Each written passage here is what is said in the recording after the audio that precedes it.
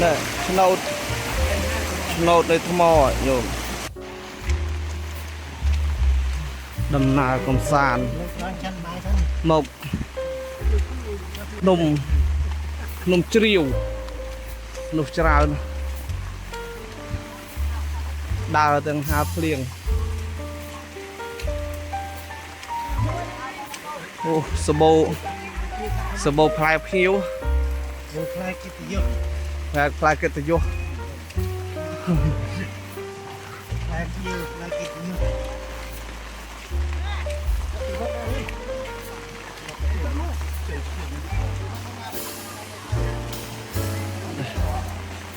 ไปเพลียงจังเตะเพียบสะอาด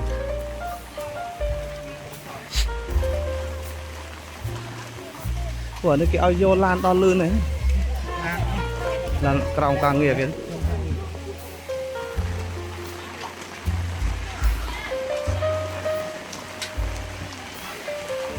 เราสำเร็จตึกเพลียงโอ้ยจะดักดด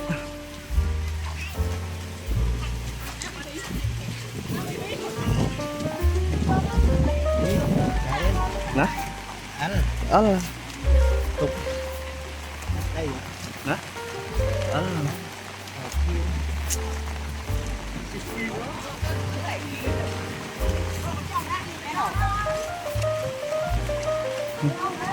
trần tận từ chuyện thì trồng cái riệp trong xa đó nổ lòng ấy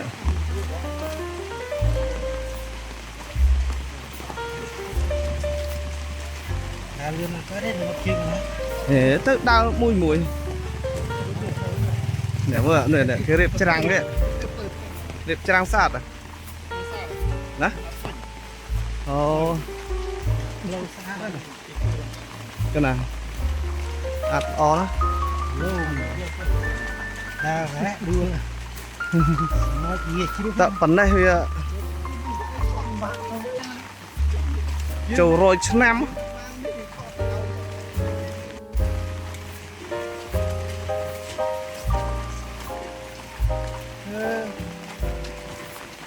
ra thì có đấy không được chốt liền nhìn thấy đấy như cái chốt rồi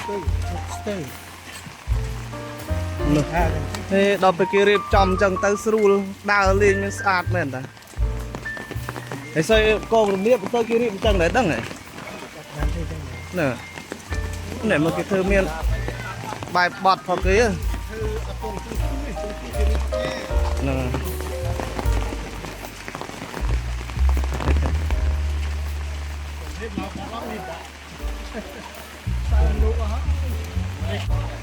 nè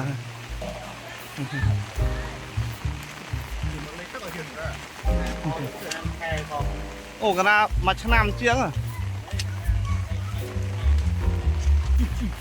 muốn chơi chăn nam tích nhỉ cái nào có muốn này một à có bồn lục thử bồn mà rồi ngày nhiều lục có tay đo là về rồi vì cái đài với sạch mà nó chán với chữ ít mình cả lạnh lên nhá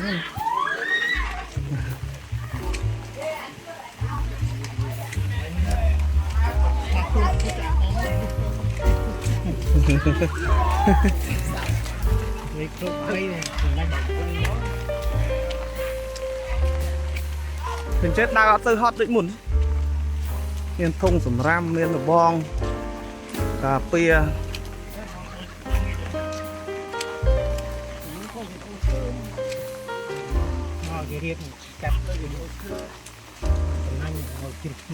con nào đã sầm nành cái việc này thì cà phê chả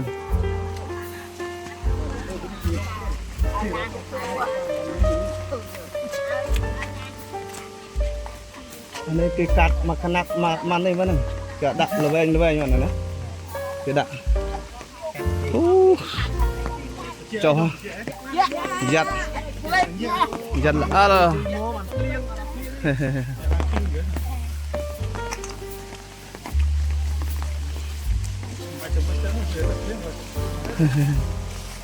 Lưu sầm lây lăng chu.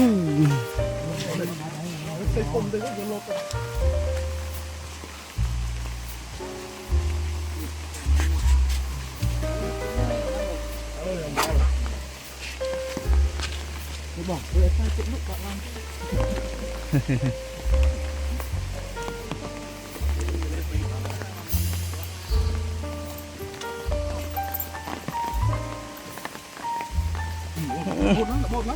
Bột là con nên.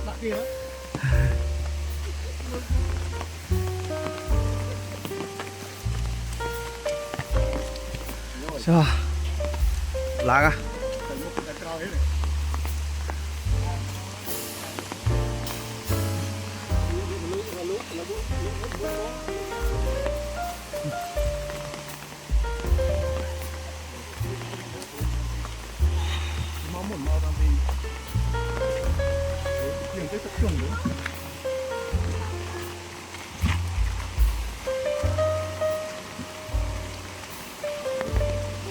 Cerah. Đây cerah là ớt.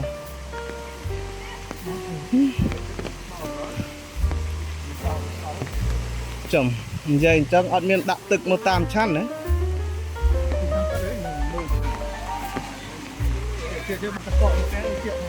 Chồng miếng còng nó lư tiện.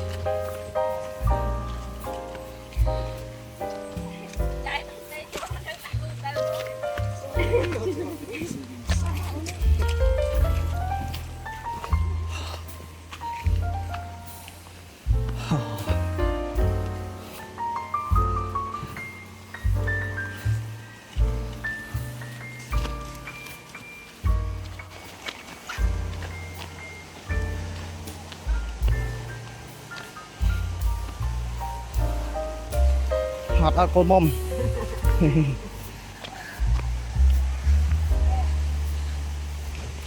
Yo, là họ là ruộng, giật, từng hầu lòng vù.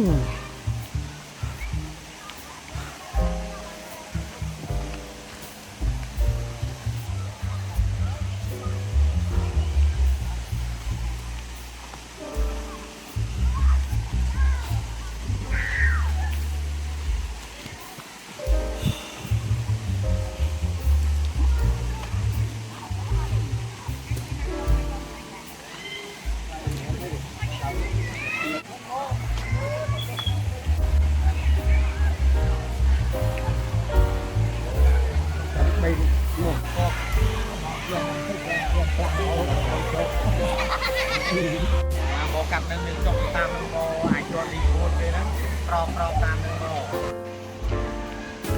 Bình ha, mình thì cho không tôi đấy. Bây giờ mình còn lại hay tập.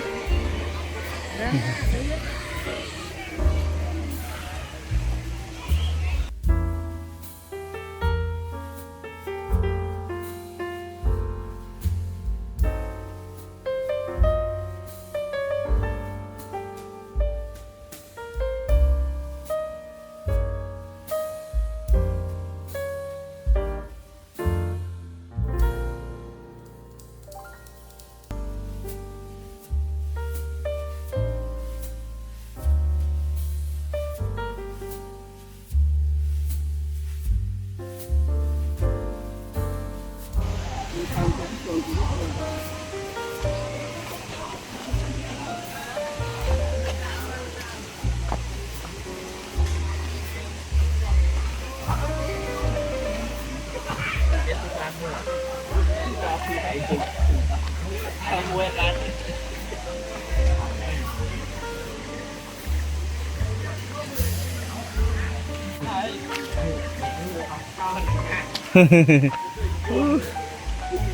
cả phơi từ can từ liệt tí bảy dạ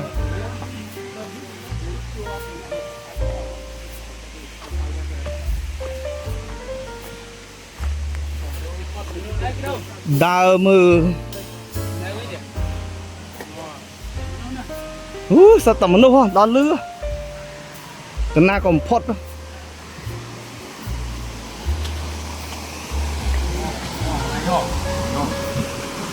ô mình ọt đi nơi biết rồi chứ nè này nó còn biết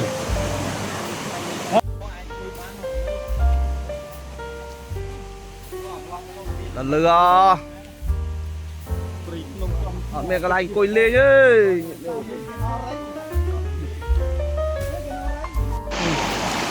chợ sập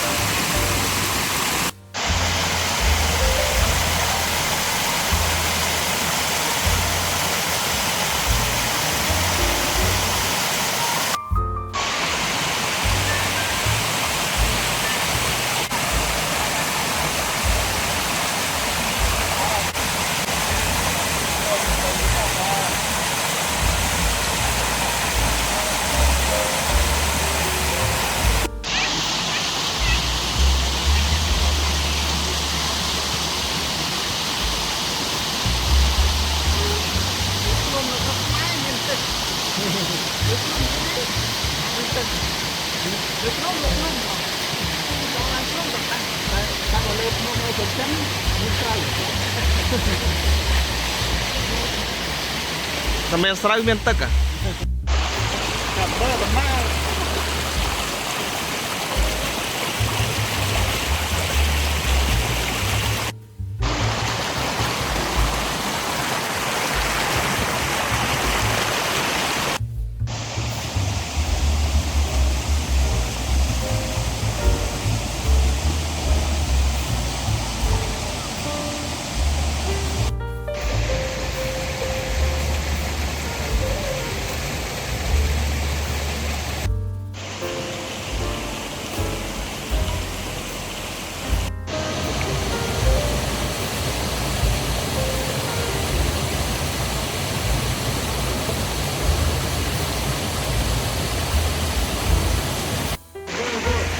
Nè,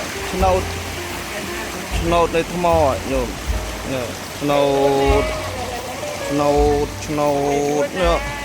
no đâu,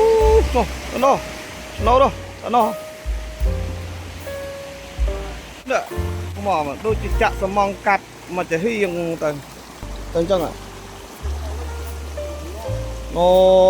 no, làm mưa. No.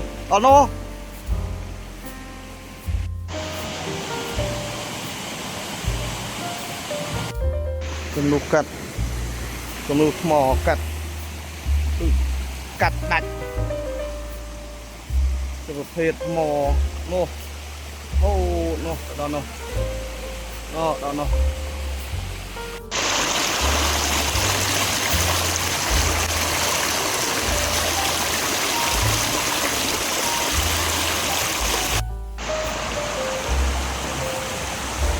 có mò khăn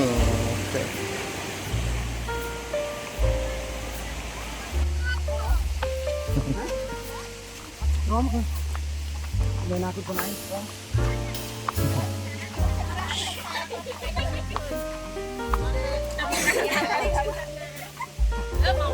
không ấy phòng na trong tập về ông tích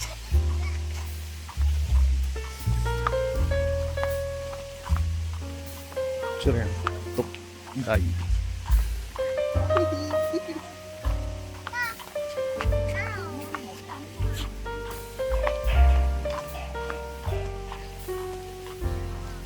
Rip trong saat apa ya Pak?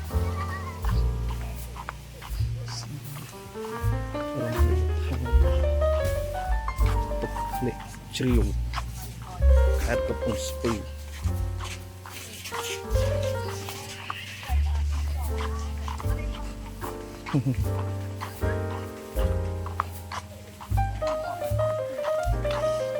keceng kali bro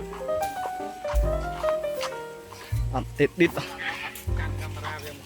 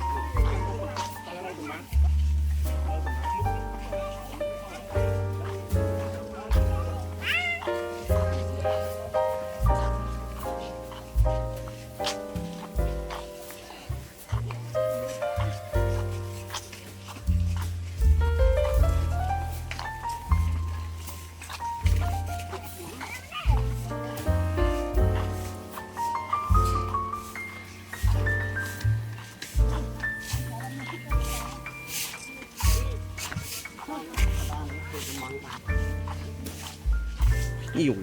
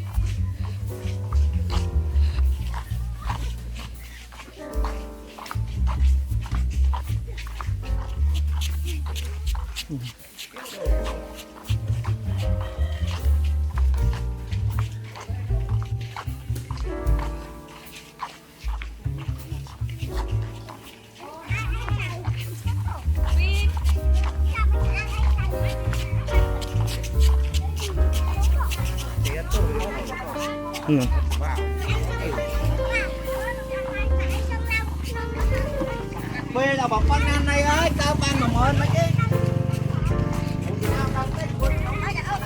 Đi, đi qua.